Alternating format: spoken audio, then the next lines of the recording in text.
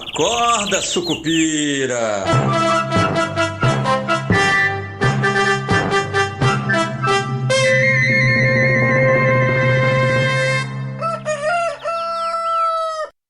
Bom dia, pessoal, sejam todos muito bem-vindos, sejam todas muito bem-vindas. Esse é o nosso Acorda Sucupira de segunda-feira, 25 de agosto de 2025. Eu sou o Rodrigo Oliveira e esta segunda-feira de uma semana que vai ser agitada, né? Acabou a semana passada com o nosso querido Jerome Powell apontando aí uma possibilidade um pouco maior de corte de juros lá nos Estados Unidos, e isso fez todo mundo se animar na sexta-feira, né? Não à toa o Ibovespa fechou em alta de 2,57, né? Mostrando que a gente está assim muito suscetível ao que acontece no exterior, apesar de todos os problemas que nós temos por aqui, né? Você vê que o que está contando mais, o que tem tido mais peso é o que está acontecendo lá nos Estados Unidos. E nos Estados Unidos essa semana, na sexta-feira, tem o PCI, que é aquela medida favorita do Fed, né? A medida que o Fed olha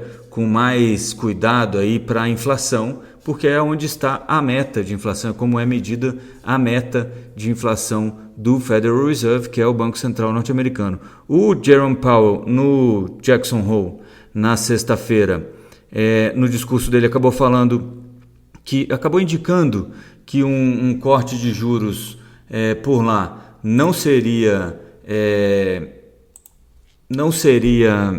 impossível, né? Assim, em função do desaquecimento do mercado de trabalho e uma possível pressão inflacionária com as tarifas que é mais temporária, segundo o Powell, pode ser mais temporária.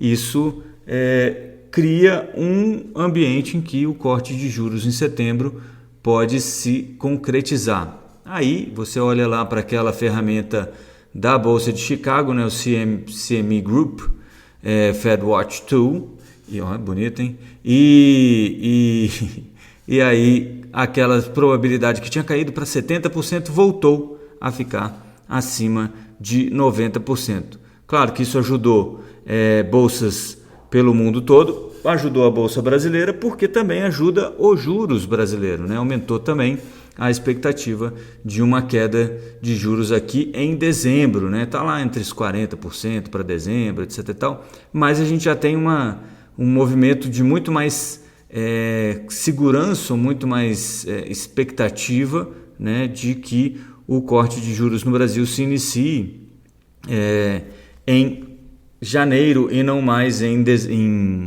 abril, que é março, abril, que é quando o Copom se reúne pela segunda vez no ano que vem. Então, uma expectativa um pouco mais forte de corte de juros aqui em dezembro, em função do corte de juros lá. Isso ajudou também, essa ideia do corte de juros lá ajudou a enfraquecer o dólar, né? O dólar no índice DXY acabou caindo 0,92% e contra o real brasileiro caiu 0,97%, aí se aproximando dos 5,40 novamente, né?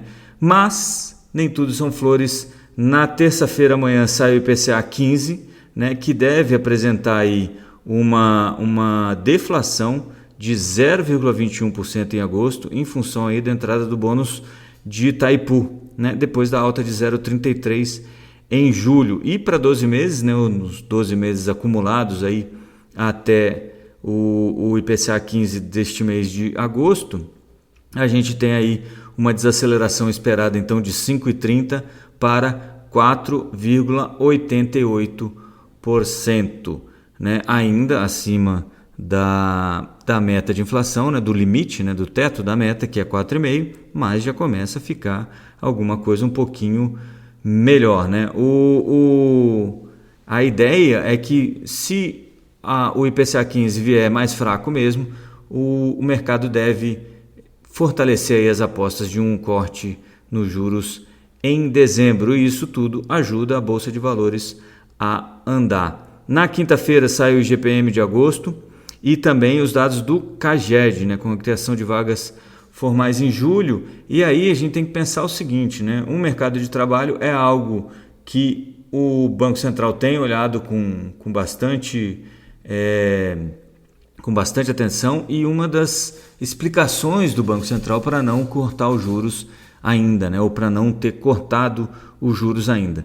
Na área mais política, digamos assim, ou de política econômica, digamos, tem a apresentação do PELOA, né? O projeto de lei orçamentária anual para o ano de 2026, que tem até o dia 31, né, domingo, para ser apresentado. Então, essa semana ele deve ser apresentado. Tem uma expectativa sobre como é que isso vai ser tratado. Afinal de contas, o MP 1303, que é a MP que trata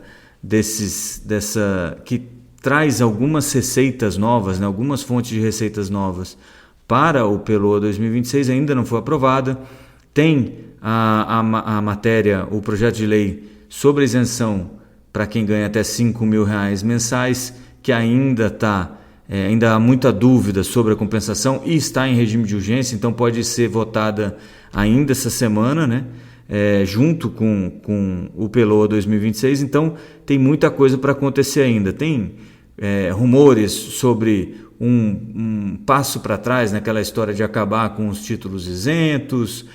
Tem muita coisa para acontecer ainda e não vai ser algo muito... não é algo muito previsível, né? Por falar em previsibilidade, sexta-feira tem a nossa... Para quem está com saudade aí das newsletters, sexta-feira tem o nosso... Rapaz, esqueci o nome agora que a gente deu para isso, que era o Antigo Oráculo. Mas é o Antigo Oráculo de Sucupira. Rapaz, esqueci mesmo, daqui a pouco eu lembro. Bom, e aí na sexta-feira a gente fala um pouco mais sobre essas previsões. Eu acho até que já está na hora de eu tirar o bumbum da parede, como dizem alguns, e falar sobre o que eu acho que vai acontecer no período eleitoral, né? Faltam 4 meses para o ano virar, e quando o ano virar já é tarde demais, né? Eu acho que está na hora de correr um riscozinho aí e ver o que a gente pode prever ou esperar daqui para frente.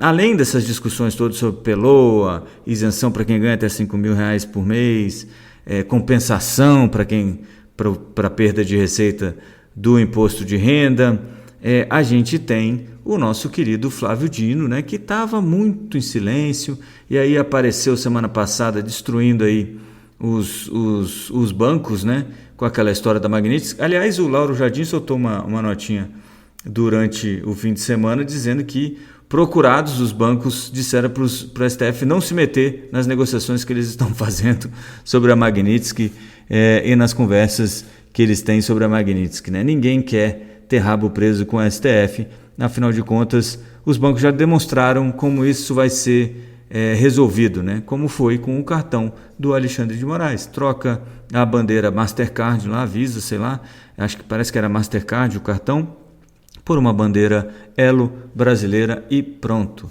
Segrega as contas do Alexandre e vida que segue. Bom, o Dino, né, depois dessa medida, agora resolveu colocar a faca no pescoço de novo do Congresso Nacional e determinou aí a abertura de inquérito da PF para investigar as chamadas emendas PIX, né? Aí, amigo, é aquela coisa, né? Como tem muita gente com o rabo preso, ou todo mundo se junta para, como é que se diz, contra-atacar, ou vai todo mundo ceder aí para o Dino ou entregar alguma outra coisa que possa ser de, como é que a gente fala, de agrado do excelentíssimo ministro do STF e amigo pessoal do presidente da República, Luiz Inácio Lula da Silva, né? É claro que está todo mundo também preocupado, porque dia 2 de setembro começa, a semana que vem, portanto, começam os julgamentos do ex-presidente Jair Bolsonaro, e o pessoal está com medo que alguma coisa, que o Trump acabe anunciando alguma nova medida contra o Brasil em função dessa conversa, né? Só para manter aqui nessa história de Magnitsky, Estados Unidos e Brasil, o Banco do Brasil denunciou aí a Advocacia Geral da União, a AGU, as postagens feitas aí nos últimos dias sobre o Banco do Brasil, dizendo que, olha, o Banco do Brasil vai quebrar por causa da Magnitsky, etc. e tal. O Eduardo Bolsonaro, Por exemplo, tem um vídeo, parece que no dia 20, em que ele fala que o Banco do Brasil será cortado das relações internacionais e que isso vai levar o banco à falência, né? Óbvio que isso é uma irresponsabilidade do Eduardo Bolsonaro e isso poderia sim, não causou, mas poderia sim ter causado uma corrida aos bancos. E vocês sabem, né? Se todo mundo for ao banco ao mesmo tempo, o dinheiro não está lá. Esse é um problema, né? Os bancos existem porque a gente confia neles, mas se a gente não confiar, eles deixam de existir. Pois bem, semana cheia, como eu falei, tem muita coisa para acontecer aí, ainda tem as conversas entre o Putin e o Zelensky para uma negociação aí, uma negociação de paz ali naquele conflito entre os dois países, e a gente tem também a repercussão aí de novas falas do pessoal do Fed, depois daquela história do Powell indicar aí um corte nos juros a partir de setembro, né? Não se enganem, apesar disso tudo, o Powell e o Fed já fez isso antes, né? Corta um pouquinho e para, não é um ciclo de corte como a gente conhecia antigamente, tá?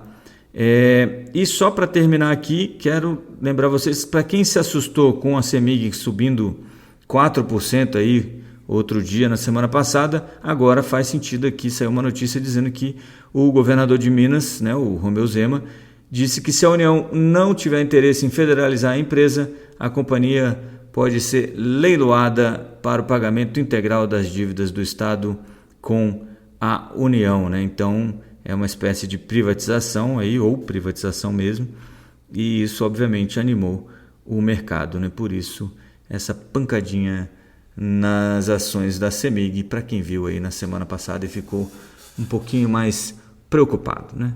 Ou desconfiado. Aí está, eu acho que o noticiário que resolve essa dúvida. Beleza? Eu vou ficando por aqui, então a gente se vê amanhã na nossa live para discutir um pouco mais sobre essas querelas que teremos no Congresso nessa semana movimentada no Congresso e que deve sim repercutir no mercado financeiro brasileiro. Beleza? Eu fico por aqui então, bons negócios a todos, boa semana nessa segunda-feira e avante Sucupira!